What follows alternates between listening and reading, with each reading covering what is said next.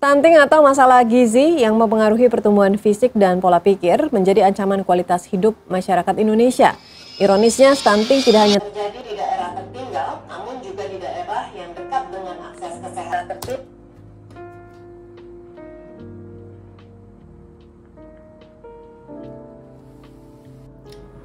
Miris gak sih dengan kondisi stunting yang ada di negara kita sendiri? Tapi sebelum lebih jauh, aku mau ngejelasin dikit deh tentang apa itu stunting. Jadi, menurut WHO, stunting adalah gangguan perkembangan pada anak yang disebabkan oleh gizi yang buruk, infeksi yang berulang, serta simulasi psikososial yang kurang memadai.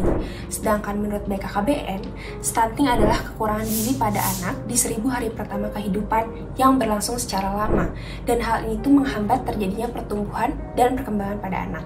Jadi secara singkatnya, stunting adalah kondisi di mana anak mengalami gagal pertumbuhan dan perkembangan dikarenakan utamanya kekurangan gizi, dan hal ini tuh berlangsung secara lama dan berulang.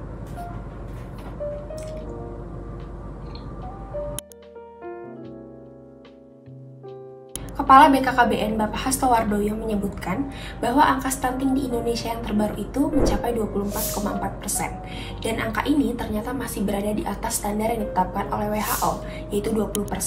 Artinya apa? Berarti kasus stunting di Indonesia ini masih perlu disorot lebih jauh oleh berbagai kalangan masyarakat. Sesuai dengan apa yang udah aku jelasin sebelumnya, penyebab utama stunting adalah kurangnya pemenuhan gizi bagi anak untuk tumbuh dan berkembang. Ada yang perlu digarisbawahi, bahwa 1000 hari pertama seorang anak itu sangat penting untuk diperhatikan. Mengapa? Karena 80% otak itu terbentuk hingga anak mencapai usia 2 tahun. Sehingga apabila gizi anak tidak terpenuhi, maka akan berdampak buruk pada masa depannya, utamanya bagi kecerdasan otak seorang anak. Gimana caranya? Sederhana sekali. Nggak usah pakai impor sana, impor sini, buat ini, buat itu. Kasih penjelasan. Makanan tuh protein hewani ada di tempatnya masing-masing. Oke, salah satu cara sederhana yang bisa kita lakukan untuk mencegah stunting, yaitu kita bisa memperhatikan asupan gizi yang diberikan pada anak. Apakah pola makan yang kita lakukan sudah tepat? Dan apakah komposisi makanan yang kita berikan sudah tepat atau belum? Nah, salah satu komposisi makanan yang harus terpenuhi adalah protein hewani, yang salah satunya bersumber dari susu.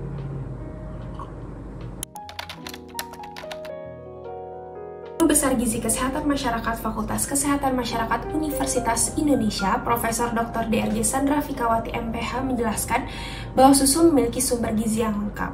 Pada susu terdapat zat esensial yang sangat penting untuk tumbuh kembang anak, yaitu berguna dalam pembentukan jaringan otot dan tulang. Sumber lain mengatakan bahwa ditemukan hubungan kuat antara stunting dengan konsumsi protein hewani. Sumber ini berasal dari American Journal of Agricultural Economics pada tahun 2018. Dan pernyataan tersebut diperkuat oleh penelitian lain yang menyatakan bahwa di antara anak-anak usia 18 hingga 23 bulan diketahui terjadinya penurunan angka stunting dengan mengkonsumsi protein hewani, yaitu susu, telur, daging, ataupun ikan, dan menyatakan bahwa hasilnya susu menyumbang angka tertinggi dalam penurunan stunting. Ternyata solusi untuk mencegah stunting itu udah ada di depan mata. Tapi kenapa angka stunting di Indonesia ini masih tinggi? Coba deh kita lihat data tingkat konsumsi susu di Indonesia. Disebutkan bahwa menurut data Badan Pusat Statistik pada tahun 2020, negara Indonesia memiliki jumlah rata-rata konsumsi susu sebesar 16,27 kg per kapita per tahun. Jika dibandingkan dengan negara ASEAN lainnya, jumlah tingkat konsumsi susu di Indonesia ini masih rendah, yang dimana Malaysia berada di angka 36,20, Myanmar 26,7, dan Thailand 22,2 kg per kapita per tahun. Menurut aku, tingkat konsumsi susu di Indonesia masih rendah ini bisa disebabkan oleh beberapa faktor. Yang pertama, bisa aja karena masyarakat ini belum sadar bahwa mengkonsumsi susu itu penting loh untuk tubuh. Selain itu, mungkin juga kurangnya sosialisasi yang diberikan pemerintah kepada masyarakat tentang pentingnya pemenuhan gizi. Di sini, aku ingin mengajak semua orang untuk membantu menekan angka stunting di Indonesia yang dilakukan dimulai dari lingkungan terdekat, yaitu keluarga. Peran orang tua sangat penting untuk membantu pemenuhan gizi pada anak. Jadi, pembiasaan untuk minum susu sedari kecil akan membantu menekan angka stunting di Indonesia. So, ayo konsumsi susu, lengkapi gizi, dan akhiri stunting.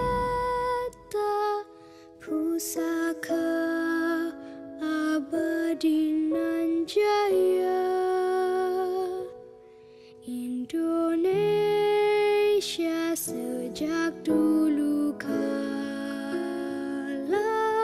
tetap dipuja-puja bangsa.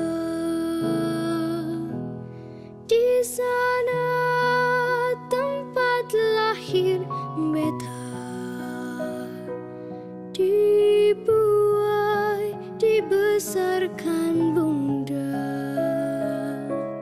tempat berlindung di hari tua, tempat akhir menutup mata.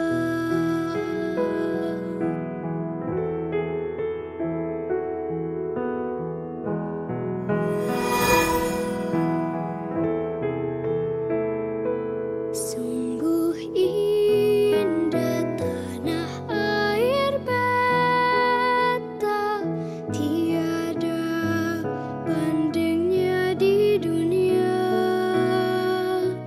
Karya indah Tuhan Maha Kuasa bagi bangsa yang memuja